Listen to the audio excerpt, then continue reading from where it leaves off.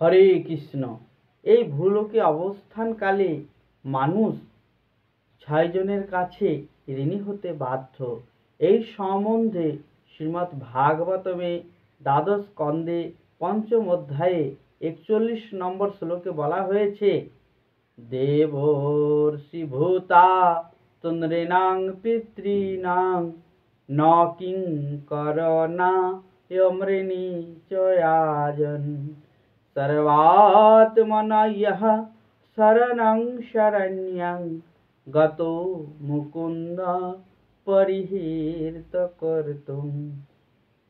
যিনি জাগতিক সমস্ত কর্তব্য পরিত্যাগ করে সকলের আশ্রয় পরমেশ্বর ভগবানের শরণাগত হয়েছেন, তখন তিনি আর দেবর্ষি দেবতাদের কাছে, ঋষিদের কাছে, অন্য প্রাণীদের কাছে, আত্মীয় পরিজনের কাছে, সাধারণ মানুষের কাছে এবং পিতৃপুরুষদের কাছে আর ঋণী থাকেন না।